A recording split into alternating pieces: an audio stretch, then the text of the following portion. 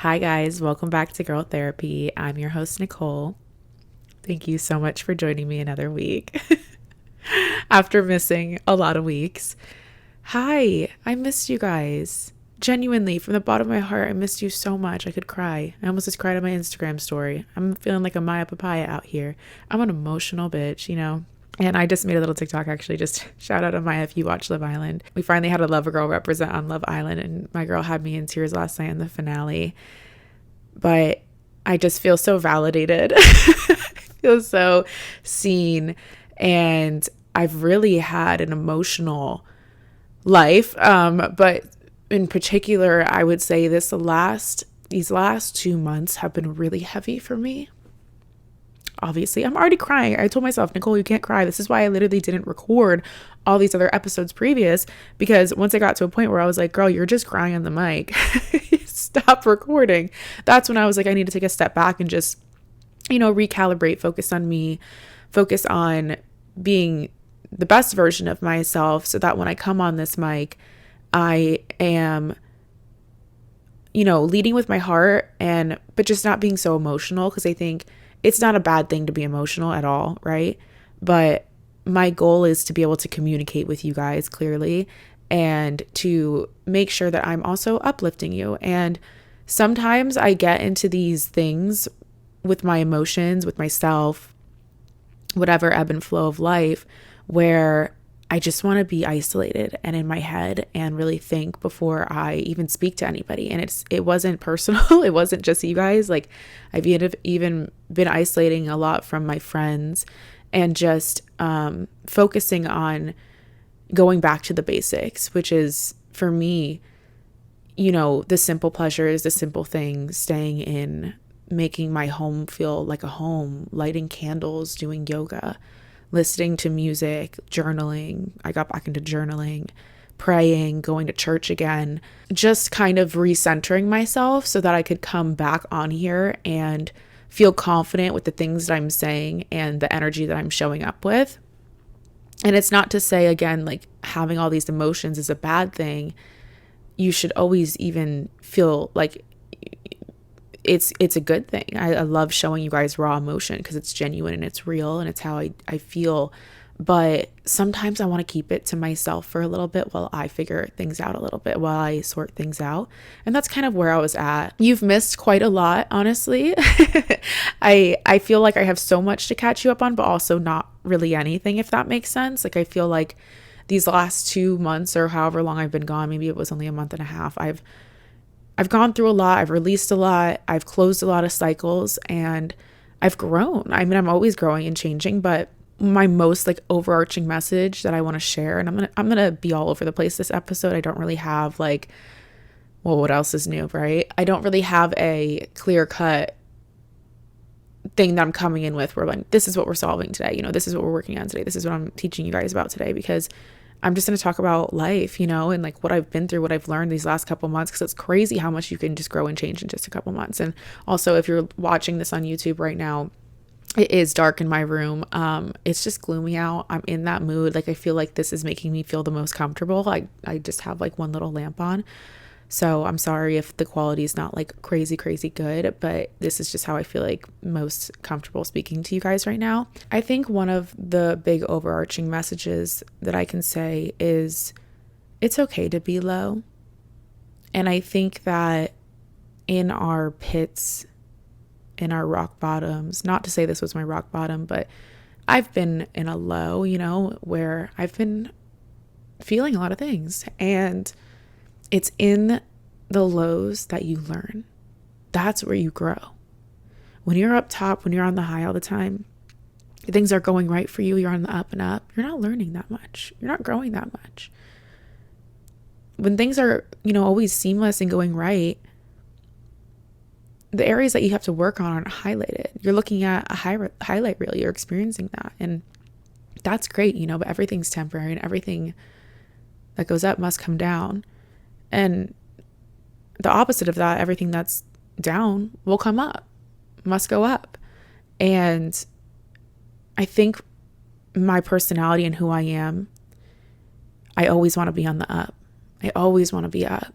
for you guys, for myself, for my students, for my classes, for the people in my life, my friends, my family, the people that I love. I want to show up as the strong person always. I always want to be the best, and I always want to be the happiest. I always want to be lifting people up and making people feel more confident. And it's hard for me to be low. Like, it's hard for me to let myself sit there and be sad and be in stillness, because, you know, that's a choice. Sadness is a choice. And I always tell myself that, like, if you want to be happy, you have to smile. You have to go out there and get the things that you want. You have to go make a change. If you want things to change, you have to change. The energy that you put out there is directly reflected into you. And I believe all of that. But sometimes you have to be low. Like, sometimes you just have to sit at the bottom and starfish the ground. Me and my friend used to joke about that. Like, whenever I would like get upset, I would, like, he came into my apartment. I was just starfished on my kitchen floor. And he's like, what's going on here? And I'm just like, I'm just having a moment. And sometimes you just got to lay on the ground and, like, stay there. That's what I did these last, like, month and a half, 2 months, where I've been, like, on the low. Like, I've just been on the ground. And I've been ruminating there. And I've been allowing myself to do that, because I haven't allowed that for so long. And I rarely allow it. I don't think that you should always be allowing yourself to do that. But I do think that you'll know when it's time just to let yourself be and to get comfortable in that stillness. Because you can't hear what God has to say to you when you are talking over him. When you're making noise, when you're making chaos, you can't hear what he has to say. You can't see clearly of the things going around you when you're moving really fast, right? It's like you're in a car on the highway. You can't see all your surroundings. You can't notice things. You can't take in the scenery. You get the overarching message sometimes. Sometimes it feels nice. It feels like, okay, I'm moving fast, which means I'm getting somewhere faster. But at the end of that road, we all hit the same stoplight. And guess what? The person who is going slower behind you pulls up right behind you. So moving so fast, what was the point?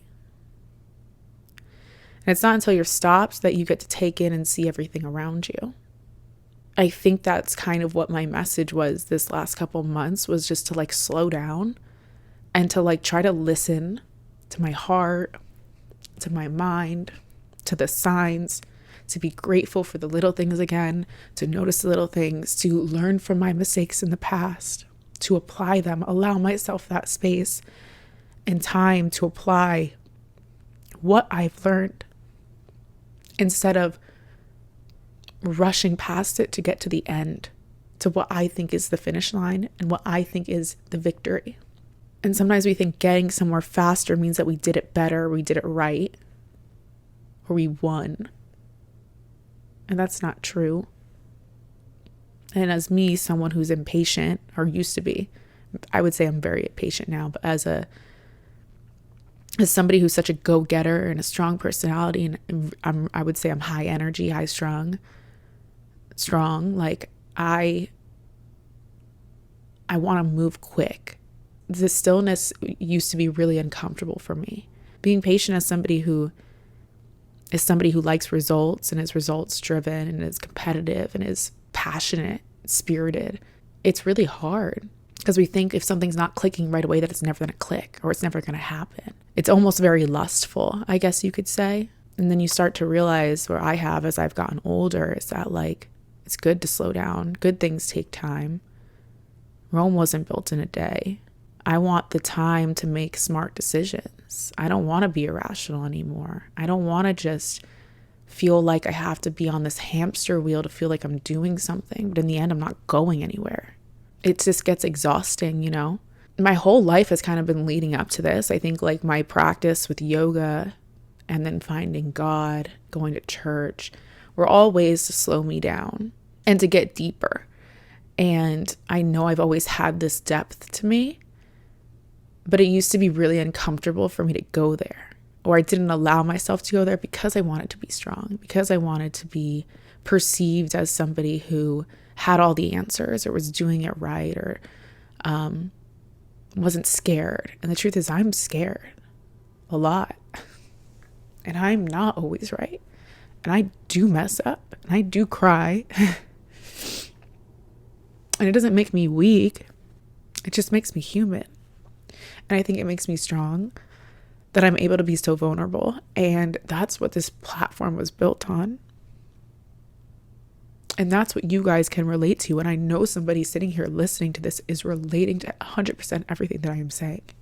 To be honest, like, there wasn't even something specifically that happened.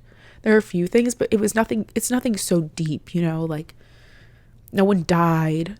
Nothing was like really life altering for me to like hit this point where I was like, damn, like, what am I doing? Like, I need to slow down. I don't know what my purpose is anymore. I don't know if I'm lovable. I don't know if I'm doing the right things. I don't know if I'm applying what I learned. Am I stuck in these cycles? Like, what's going on with me? Like, nothing really crazy happened for me to get here, but I just had this feeling of like, you need to just pause for a minute and let the answers come to you instead of trying to seek out all these answers. It's like I'm trying to like, I was gonna say a weird metaphor that probably didn't work, but yeah, I want you to know that if you're low right now, it's temporary and it's okay. And you're learning and you're growing, and that's a beautiful thing. And it's transformative and it's powerful. And you get to share that testament and that story one day with somebody else. Your duty is just to show up and to love yourself and to heal yourself. The more you heal yourself, the more you can heal the other people around you. And that's why I did take this time off, because I want to show up healed for you guys, as healed as I can be, so that I can put that onto you and share my story and my experience and my reality with you guys. Let's talk about right person, wrong time. And that was a quick transition. But I feel like I've had these really strong or deep connections, and it always felt like the way I would console myself, I always be like, right person, wrong time. That question always sends me into a spiral. I feel like it probably sends all of you guys into a spiral too. Because I'm like, part of me is like, yeah, it could be true, But then part of me is like, well, if it's the right person, then it couldn't be the wrong time, because you always make time for the right person. But then I can also understand somebody not being ready, but them really having strong feelings for somebody and maybe wanting to be with them. And then I understand those couples who break up because it is the wrong time, but then they come back together later on, maybe years down the road, and then they're a couple. So it was never really the wrong time, because they came together in the right time. They were always the right person, right? But could you really say wrong time? Not always do people come back together. I'm sure if you're somebody who loves deep and hard and falls fast, or have had these amazing connections with people, or have met really great people who maybe your relationship never fully came to fruition. Maybe you never dated this person. Maybe you feel like this person never gave you a chance. Maybe you guys never got to really try. Maybe it didn't last as long as you wanted. And the thought of what could have been haunts you, and you just think, right person, wrong time. That could be true. Or maybe it was the right person, right time, but not the person, not the one. And I think that's a hard pill to swallow, to be like, right person, right time, not the one. Does that make sense? There's no coincidence. We cross each other's path for a reason, and every single person that you meet plays a hand and a role in your life and who you are and who you're becoming. And I can confidently say that every single person that I've met along this journey of my life has impacted me in some way and made me better or stronger. Or maybe they made me hit rock bottom, which then made me better and stronger. Or maybe they gave me the love and attention that I needed at that time, because I wasn't getting it myself, or I wasn't seeing it in myself, or I was feeling unworthy. Or maybe I gave somebody else love at a time when they were feeling down or unworthy, or they needed a boost, or they needed a sign from God. There's so many reasons why you come into somebody's life or why somebody comes into your lives and you cross paths. And it's more than just love. It's more than just, they might be the person I marry. It's more than that. I think we all look at it that way and we think because it didn't turn into something everlasting or a fairy tale that it was a waste. And it's not true.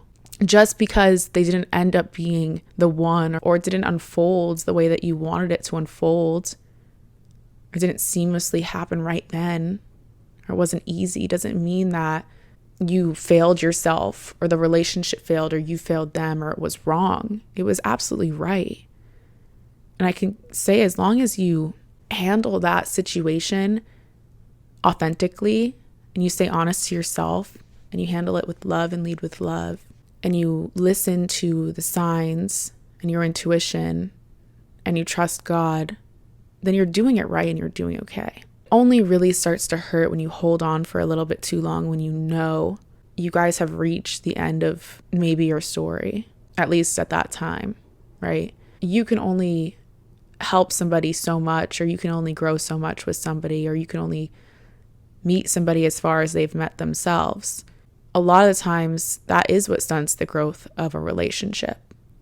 And maybe you get that person to that point, like it's like you're the parent who drives the kid to the bus stop. But then now it's their duty to get on the bus, and then the bus then drives them to school. There's multiple stops along the way. Maybe you bring them to that point, and it kind of sucks to feel like you're constantly that person bringing them to that point so that they can get to the next point with somebody else. Sometimes that's your purpose, and maybe that person did that for you too, and you don't even realize it yet. Or maybe other people have also done that for you. Every single person in my life has built me to the point where this person that I just last encountered got probably the best version of myself ever. And I'm sure people, my first boyfriend wishes he got that version of me. And unfortunately, he never will. And he'll never experience that. But also at the same time, me and him might not even mesh because of how much I've changed and how much he's changed. So you meet the right people at the right time in your life. It's always right person, right time. It just doesn't mean that it's your forever person. And one day, one of them will be. And you can hope, they'll come back. You can pray for them. You can send love. But you can't hold on. And you can't live off of a dream, live off of a hope. You can't wait for anybody. Because you might wait and they might keep going. And then you're waiting for somebody who's maybe becoming a version of themselves who you might not even like or align with. And then you might be missing out on somebody who you're supposed to be with or align with because you're holding yourself back. So what I say to right person, wrong time is right person, right time. And that's it, honestly, period. Because if they do come back, then that was the right time. And they were the right person. I've never done this before. It's kind of weird. But there was someone who I was just recently involved with. And if he's listening, hi. I don't know if he even listens to my podcast. He maybe never does, maybe never will, but at least it's here. Maybe one day I'll play this for him or he'll listen to it. Or maybe not. Maybe one day I'll look back and I'll cringe. But the reason why I bring this up is because, guys, you guys have seen a lot of my dating. Okay. And I recently kind of took a step back from talking about it. And I have actually even taken a step back from talking about it with my friends and my family. They don't know anything that's going on. About two of my friends know, actually just one of my friends knows the most recent with this person. But I didn't tell a lot of people about this one person who I've been talking to because I wanted to keep it sacred. And I wanted to make sure that I was authentically handling the situation. And Haley, I know if you're listening to this, you're like, girl, what the fuck are you talking about? Why didn't you tell me? I'm sorry. I tell her everything, but this is the one where I really didn't tell anybody.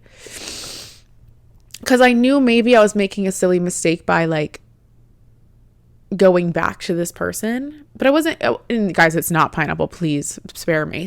We were way past that. This is a really good person. Not the pineapple. Well, whatever.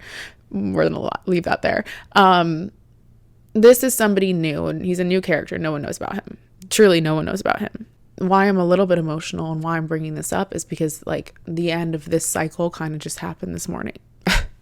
It did actually happen this morning. And it wasn't a bad thing, and it wasn't toxic, and it was very respectable and loving and kind. And I'm really proud of myself for not wasting not wasting, but I'm really proud of myself for stepping away and letting go when I knew that I had said and done everything I could. You know, I had done and said everything I could until it came to a point where if I went further, I would be hurting myself. And I recognized that.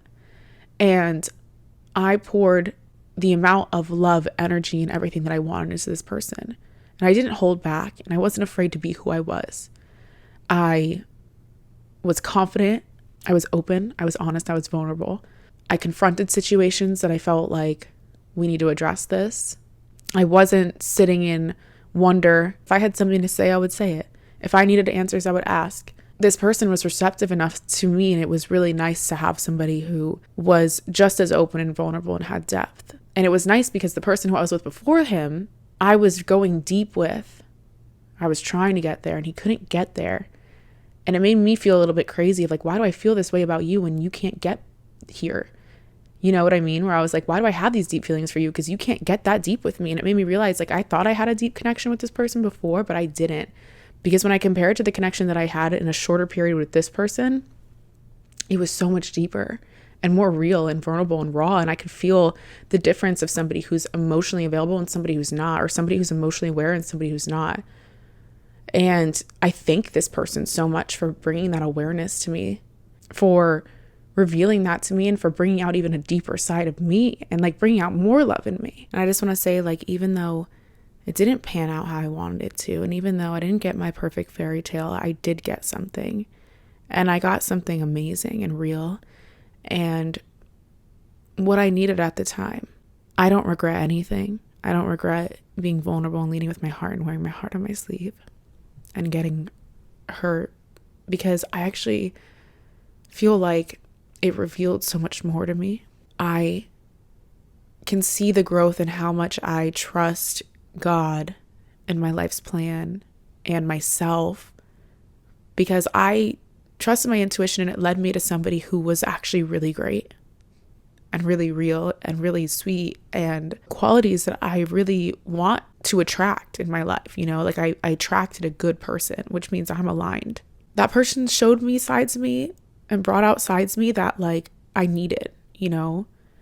I got to, I don't want to say practice, but I did. I got to practice being more open and vulnerable. I got to practice all these lessons I had learned previous that I remember after this guy I was talking to before this guy, I was like, I'm not making the same mistakes. And I didn't make the same mistakes on this guy.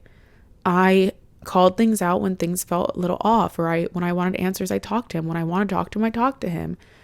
And when I felt like it was time for us to have a conversation of either moving forward or not, I led with my heart, and we left things in a way where it was like, you know, he's maybe can't be my person right now for what X, Y, and Z.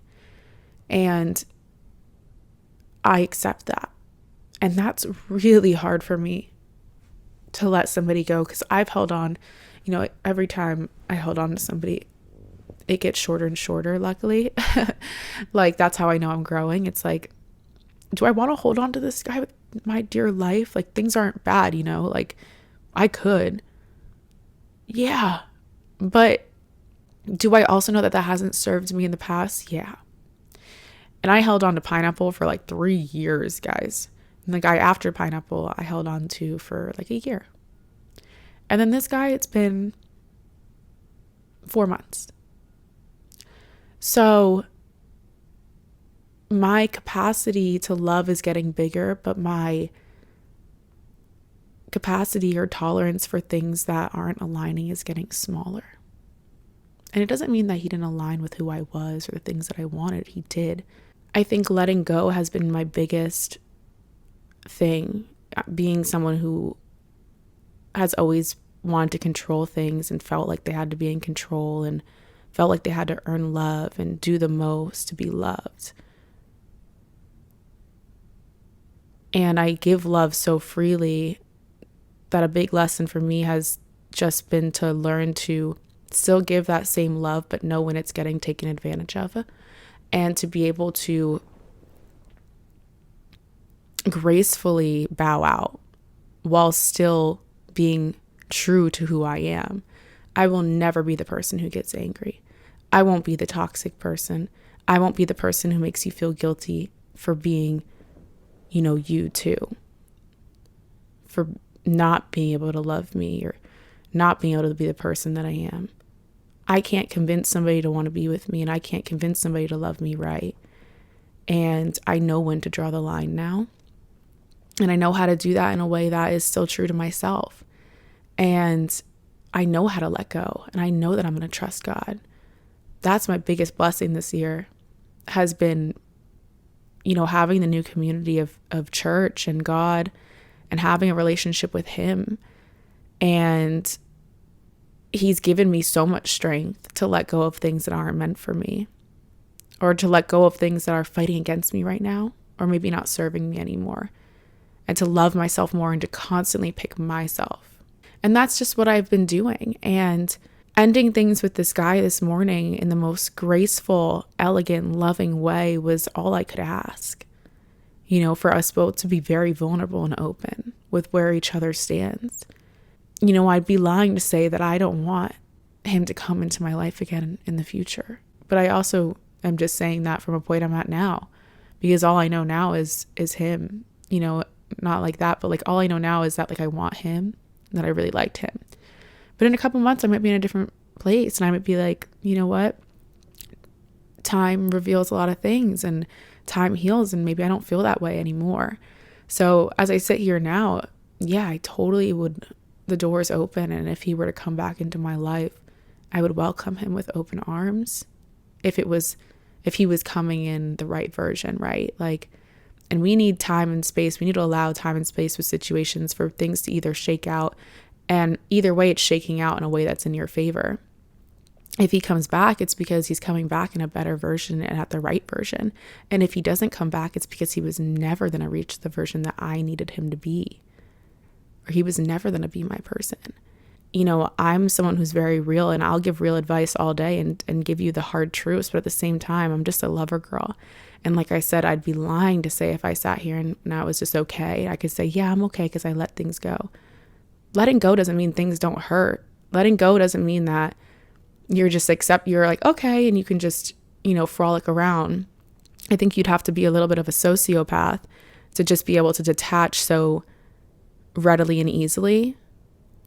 I can detach, but it doesn't mean that I don't care, or that it didn't hurt, it didn't mean anything. And I think that's the biggest fear of detachment I used to have, is that if I were to detach or move on, or even in some instances allow myself to be happy, it would mean that thing didn't mean anything.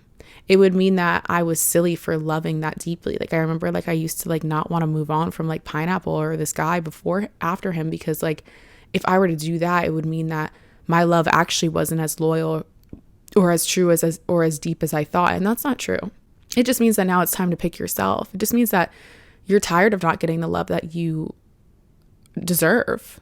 You're tired of not getting the love that is reciprocated. And that is your will. That is your right to find somebody who can give you that. And if it's not somebody else, to give yourself that.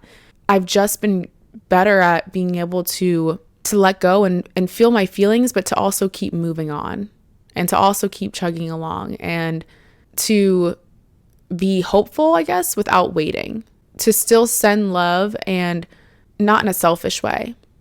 I don't know if any of this is making sense, but that's the best way I could describe it, of it feels good to let things go from a place of love rather than a place of hate. And I think when you break up with somebody or are trying to move on with somebody, we try to be really angry sometimes, and we make fun of that person, or we talk shit about them, or we have our friends be like, yeah, well, he sucked anyways. And that feels good temporarily, but in the long run, it doesn't feel good, because at the end of the day, you liked that person. You had feelings for that person, you could say he's a loser, but you dated him or you liked him. So what does that say? you can call people all these mean names to get over them, but it's not helping. Like putting somebody else down or whatever, it's almost like belittling your own love or your own intuition if you are saying those things. So like, I can honestly say that letting go of these past two guys has been really hard because they've both been really great. Really great. And it's been, really real. And I can let go from a place of compassion and a place of knowing that what will be. And if it's meant for me, it will find its way back to me. So I want you to know, and I want, you know who you are if you're listening. Like, I'm so grateful that you came into my life. I truly have so much love to give you, and I'm sending you love. And I hope that if our paths do cross again, it is because it is the right person, right time. And then for you listening, I want you to know that it's okay to let people go and move on and be happy. It's okay to also hurt. It's okay to have your bad days. It's okay to be low. It's okay to love really hard. It's okay to love the wrong people even. It's okay to hold on for too long. They're all lessons. It's all a lesson. And it's all you becoming who you're supposed to be. And it's all happening for us. Okay? That was like the longest love letter I think I've ever had to, I don't know, to the air.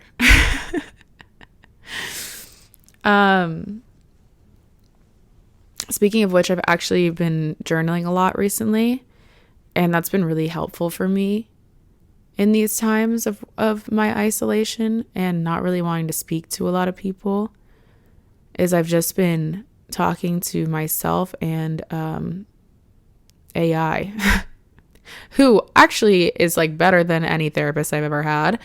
I do think that if you're having these moments of like wanting to be isolated, do that. Journal, go deep with yourself, meditate, do yoga. Just be honest and real, and at least feel safe voicing your own feelings to yourself. Like, I remember when I first started journaling, and then even when I just started journaling, this like video journal that I have, I was almost like embarrassed to say the things that I wanted to say out loud because I was like in fear that it would sound crazy coming out of my mouth, even though the thought was living in my head. And it's like, this is a safe space. Like, if you can't even feel safe speaking this into the air, then that's a problem. Like, how would you ever feel safe voicing your feelings to somebody else then?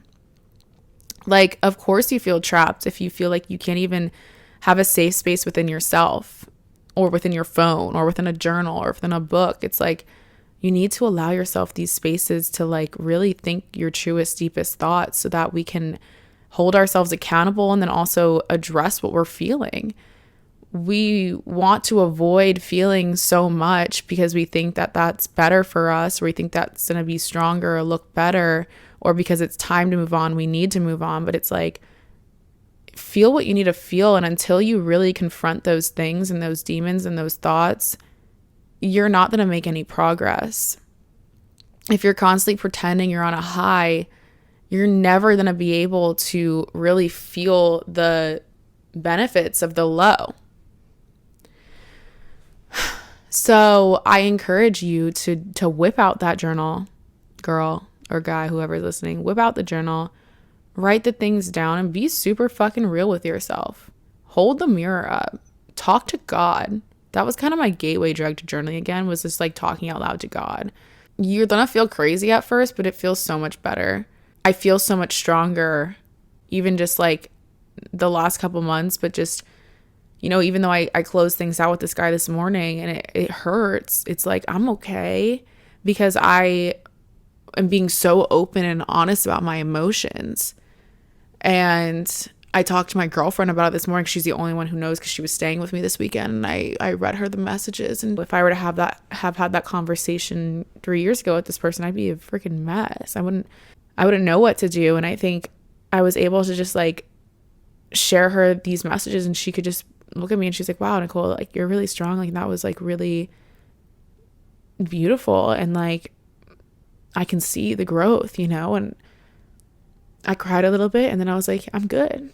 Like, genuinely, I'm not pretending. Like, I'm going to have my moments. Obviously I'm crying, but like, I think when you allow yourself the space to be sad or to be so real, you also allow yourself the space to like then move up and to then like grow and be okay and find your real love, find your happiness again, find yourself again, dive into other things again, find your light, find your spark, instead of just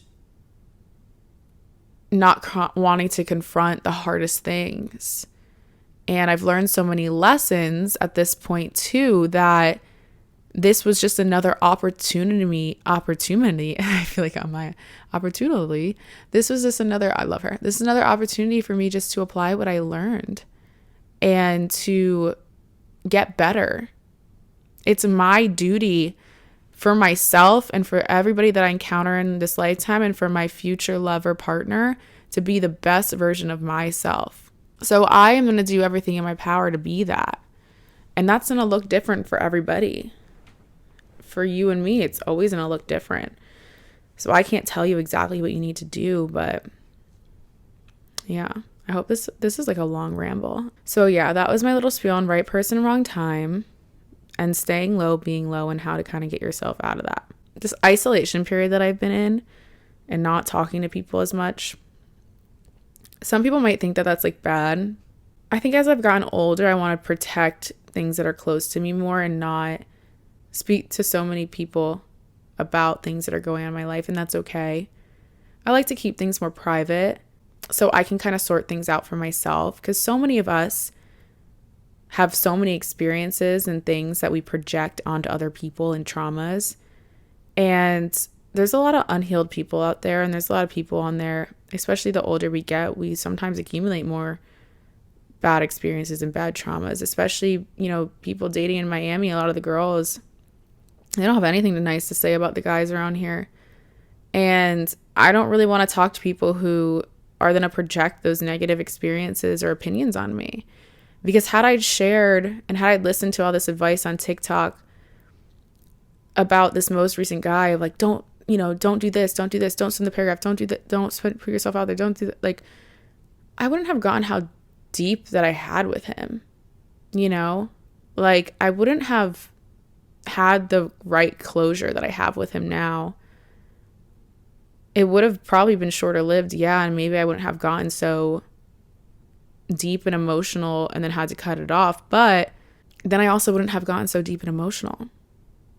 Then I also wouldn't have gotten to see these parts of me and parts of him that I wanted to see.